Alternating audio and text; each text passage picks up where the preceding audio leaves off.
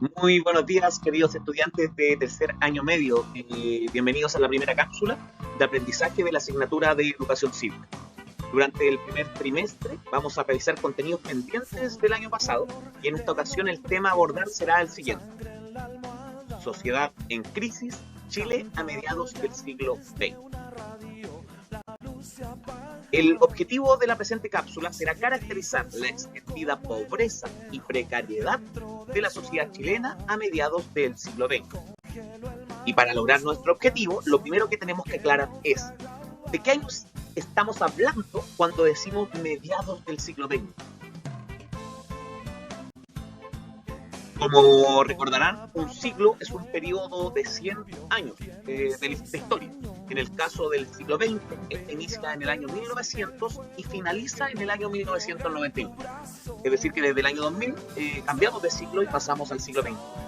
Entonces, cuando hablamos de Chile a mediados del siglo XX, estamos hablando del periodo de tiempo que comienza en 1950 y finaliza en la década de 1970 aproximadamente.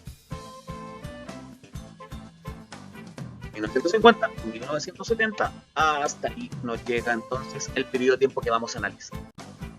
Ahora que sabemos de qué año de nuestra historia estamos hablando, nos haremos la siguiente pregunta: ¿cómo era la sociedad chilena a inicios del periodo que estudiaremos? Para comenzar nuestro análisis, les pido que fijen su atención en la fotografía que aquí aparece. Esta es una foto del año de 1957, en donde se visualizan pobladores trabajando en la construcción de su propio alcantarillado, en la toma de terreno de la población La Victoria. Recordarles que una toma de terreno es cuando un grupo de personas se apropia de un terreno que no es de su propiedad ante la falta de viviendas para ellos y sus familias. ¿Qué nos dice del estado de un país que parte de sus ciudadanos tengan que recurrir a tomarse terrenos para obtener una vivienda? ¿Qué podemos decir del Estado chileno si son los mismos pobladores los que generan su sistema de alcantarillado? Como constataremos durante el desarrollo de esta cápsula, la sociedad chilena se encontraba en una profunda crisis social y económica. ¿Qué entenderemos por crisis social? Se entenderá por crisis social al deterioro de los principales indicadores sociales en cuanto a las condiciones de vida y de trabajo de sectores proporcionalmente mayoritarios de la población. En palabras sencillas, estos indicadores son la salud, la vivienda, la igualdad social, la educación, entre otros.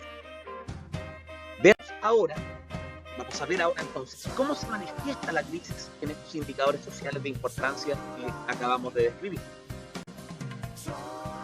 En relación a la condición de vida de los sectores populares, es decir, de la población más pobre de nuestro país, podemos decir que en el año 1967 el 10% más rico de la población chilena ganaba 27,7 veces el sueldo promedio del sector más pobre.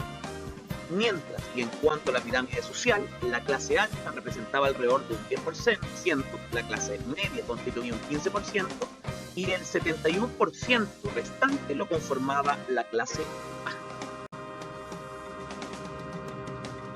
Respecto a la situación de la vivienda, si observamos el cuadro que aparece a su izquierda, podemos observar cómo la población urbana subió de ser el 43,5% de la población total del país a ser el 75,1% en el año 1970. Este aumento significativo de la población urbana, es decir, de la gente que vive en ciudad, se produce por una fuerte migración del campo hacia las ciudades más grandes del país, principalmente a Santiago, lo que al no ofrecer oportunidades de trabajar ni contar con políticas de creación de viviendas, experimentaron la proliferación de poblaciones denominadas callampas o campamentos, las cuales se caracterizaron por ser construidas por los ciudadanos con sus propias manos, en terrenos no siempre aptos para tal fin, además de no contar con los servicios básicos como el agua potable, cañerías o electricidad. Respecto al sistema educacional, los siguientes datos nos permitirán hacernos una idea de su estado. El analfabetismo, es decir, la gente que no sabía leer o escribir, alcanzaba el 23% de la población. La escolaridad promedio era de solo 2 años por persona. La deserción escolar, es decir, cuando una persona abandona el colegio, al finalizar la educación básica, que duraba 4 años, era casi del 70%. El porcentaje de jóvenes que tenían acceso a la educación media era solo el 15% y los que accedían a la educación superior, universitaria, era solo el 1,2%. Ese mismo año, en 1945, solo 12.000 jóvenes ingresaron al sistema de educación superior y técnico profesional. Ese era el estado en el cual se encontraba la educación. Comprenderán entonces lo difícil que es que un país salga de una crisis económica y social con una ciudadanía que no poseía cualificación mínima para desempeñar trabajos de mayor. Respecto al sistema de salud, nos centraremos en los datos respecto a la infancia para que puedan dimensionar el tamaño de la crisis sanitaria que se experimentó. En 1950, la mortalidad infantil era de 150 por 1.000 nacidos vivos. El porcentaje de niños de bajo peso al nacer era del 19%, equivalente a una disminución avanzada, una desnutrición avanzada, perdón. Más del 50% de las muertes se producían antes de los 15 años de edad, por lo que la expectativa de vida al nacer era solo de 39 años. El 63% de los que sobrevivían, ya al cumplir 5 años de edad, presentaban daños significativos, exteriorizados en retardo de su crecimiento físico y menor desarrollo intelectual. Imagínense, chicos, lo complejo que era la vida así. De esta terrible realidad y la cantidad de infantes muertos durante sus primeros años de vida en Chile, como en otros países de Latinoamérica que también ocurría, se volvió común la imagen que ustedes pueden ver a su derecha, el velorio del llamado Angelito, que era un rito que tiñó los álbumes fotográficos de la familia de la década del 50 y el 60 y que nos recuerda que una mala organización del Estado y de la política sí nos impacta en nuestro diario vivir. Estos son niños muertos por la falta de insumos hospitalarios o por la falta de alimentación de la madre al nacer, al estar gestando, y esta imagen se vuelve muy común, lamentablemente. Ante este escenario, surgieron una serie de manifestaciones de descontento que analizaremos en otras cápsulas con más detención.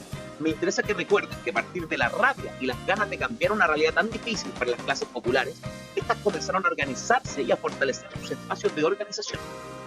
Así, el movimiento obrero se fue fortaleciendo. Se crea la CUT, que es abreviación de Central Unitaria de Trabajadores, con el fin de defender las demandas de los trabajadores y unificar sus fuerzas. Irrumpen además con mucha fuerza y rebeldía el movimiento estudiantil, pidiendo mayor acceso para las clases bajas a la universidad y exigiendo que el aprendizaje adquirido sea útil para mejorar la vida del país, por lo que pedían igualmente participar en la toma de decisiones de la universidad. El movimiento de pobladores centró sus demandas en que el Estado generara políticas habitacionales que diera respuesta a la cantidad enorme de familias sin casas, y finalmente el movimiento de campesinos que exigía que las tierras que se encontraban concentradas en muy pocas manos de latifundistas millonarios fueran repartidas entre los trabajadores de la tierra y asimismo mejorar la productividad de esta tierra. Todos estos movimientos tuvieron algunas características comunes. Entre ellos, los siguientes: tenían posiciones políticas claras, en su mayoría estaban vinculadas a la izquierda política, su variante comunista o socialista. Tenían liderazgos identificables y con credibilidad. Era muy fácil identificar quién eran los líderes de estos movimientos. Tenían una identidad a partir del lugar de trabajo o estudio. Eran movimientos que se reunían constantemente y donde las personas asumían un compromiso a largo plazo. Validaban la militancia y los partidos políticos. A diferencia de nuestros tiempos, los partidos políticos y participar en un partido era muy bien visto para organizarse, para lograr cambiar la sociedad.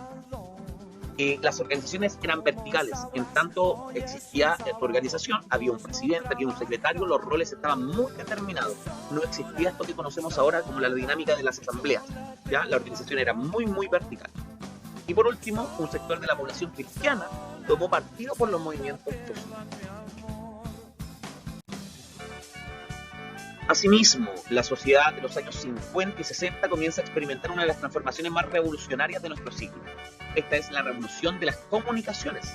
La radio se instala durante esta época en la mayoría de los hogares de nuestro país y de forma incipiente la televisión va tomando un espacio principal al momento de definir la cultura de masas de una época.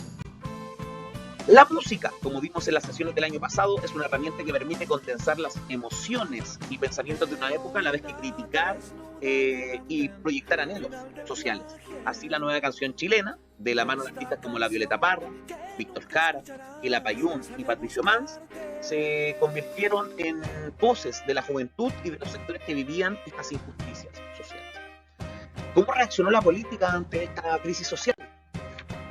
La política chilena comenzó a tomar forma. y se mantendría durante todo este periodo hasta el golpe militar de 1973. Los llamados proyectos excluyentes, es decir, proyectos políticos que para ser aplicados debían negar la existencia del otro. Fue una constante de este periodo. Por una parte estaba el proyecto de la derecha encabezada por Jorge Alessandri Rodríguez y respaldada por el Partido Nacional y el Partido Liberal, el cual era un espacio donde militaban principalmente la élite chilena, es decir, los dueños de las empresas y negocios. Para ellos, la realidad del país no era tan mala, y la solución pasaba por darle herramientas a las personas para que de manera individual y en base al esfuerzo personal superaran la pobreza. Por otra parte estaba el proyecto denominado Revolución en Libertad, encabezado visiblemente por Eduardo Frei Montalva. Impulsado por el partido político La Democracia Cristiana, planteaban la necesidad de realizar cambios profundos en Chile, poniéndole límites a los empresarios, pero conviviendo con ellos.